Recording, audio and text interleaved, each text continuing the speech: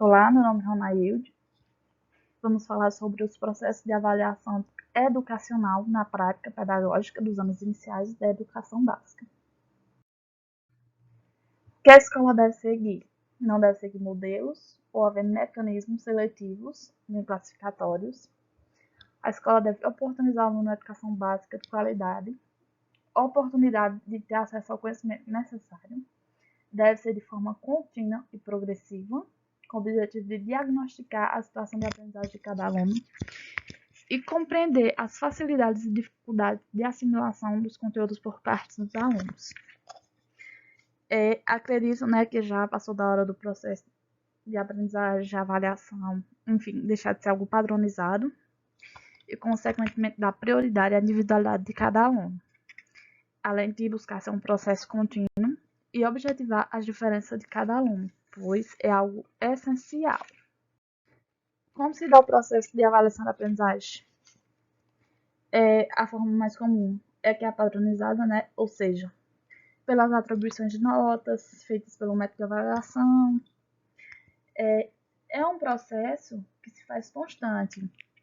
É algo que obrigatoriamente tem que ser algo já elaborado, já planejado antecipadamente. Já pensado como é que vai ser avaliado, o que vai ser avaliado, como vai ser avaliado, o que devo avaliar, Sentidos da avaliação. Segundo os pensamentos de Lucas, a avaliação não é um fim, mas um meio que permite verificar até que ponto os objetivos estão sendo alcançados, identificando os alunos que necessitam de atenção individual. O sentido da avaliação, ela tem como intuito verificar se os conhecimentos que estão sendo passados aos alunos realmente estão sendo absorvidos pelos mesmos. Além de identificar individualmente onde cada aluno está tendo dificuldade na aprendizagem. Como a gente já falou anteriormente, é importante você verificar o que cada aluno está tendo dificuldade de aprender. Mas é claro, que obviamente o sentido principal dos professores é avaliar os alunos como um todo. Só que ressaltamos que é importante os professores, saber da particularidade de cada aluno, da dificuldade de cada aluno. Quais são os processos da avaliação? A gente separou os 3 principais, que são a avaliação diagnóstica, a avaliação formativa e a avaliação somativa. A diagnóstica ela é efetuada no início, para o comprometimento de coletar dados, informações, e dessa maneira descobriu que necessita de novo nesse processo de avaliação, o que podemos trazer. E é uma forma de você monitorar a aprendizagem, o que está sendo passado, o que vai ser passado. A formativa esse método se dá por argumentações, conversas, debates, perguntas e respostas entre professores e alunos em sala de aula. E o seu intuito é verificar se a forma que o pedagogo está passando os conteúdos está sendo compreendido por aquele aluno. Se o professor está passando o conteúdo de forma clara para que os alunos possam entender. A somativa, qual é a finalidade dela? Tem como finalidade verificar, a aprendizagem de um todo o conjunto, aluno, turma, escola, se todo o conhecimento passado foi adquirido, como é que está o grau de conhecimento do aluno particular, como é que a turma está se saindo em geral. E nela que a gente vai se organizar as habilidades que foram desenvolvidas, o que vai ser passado, enfim, tudo isso. E como esses processos? A diagnóstica devem ser utilizadas desde o início da aprendizagem. A formativa, durante todo o processo de aprendizagem. E a somativa é em fechamento de um ciclo de aprendizagem. Você terminou aquele ciclo de ensino daquele determinado assunto. Você vai fechar e fazer uma visão de tudo aquilo que foi passado. Como ter uma boa avaliação?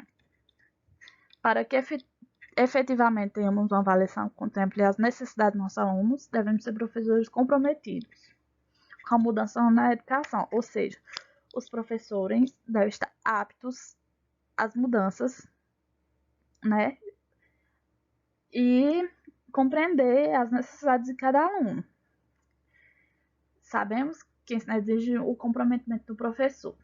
Precisamos de um professor mediador, unificador de saberes, que se utiliza da avaliação para verificar em que medida seus objetivos foram alcançados. Então, é claro, né, que a gente compreende que ensino é algo muito complexo e, como resultado, abre obrigatoriedade de acompanhar o processo de conhecimento. Ou seja, você vai ter que fazer parte de todo um processo. O que devemos nos atentar quando falamos em avaliação? A avaliação do trabalho do professor, né? Pois o professor vai ser a base nisso de todo o processo. Se o aluno conseguiu ser avaliado de forma positiva, conclui-se que os objetivos do professor foram alcançados, então aquilo que o professor quis passar deu certo, os alunos conseguiram adquirir aquele conhecimento. A avaliação funciona como mediadora da prática educativa do professor, que ao rever sua prática, visando a aprendizagem, deve estar aberto a novas metodologias e observar as características individuais de seus alunos. Que nada mais é do que saber como saber trabalhar, né, individualmente a individualidade de cada aluno, pois é um fator muito importante.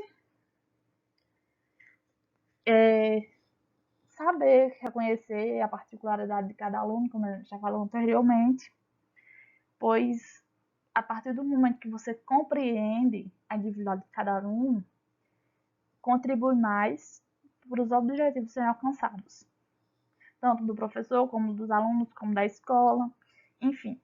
E compreender que os alunos não são padronizados, não aprendem da mesma maneira, ou seja, justamente isso que a gente já falou anteriormente, e entender, né, que os alunos não são protótipos e cada um vai ter seu tempo de aprendizagem, não é porque um aluno aprendeu antes, nesse tempo, que o outro aluno vai aprender nesse mesmo tempo.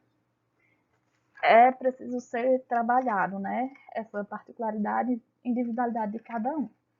Então foi isso. Obrigado pela atenção, beijos e até a próxima. Aqui são as referências.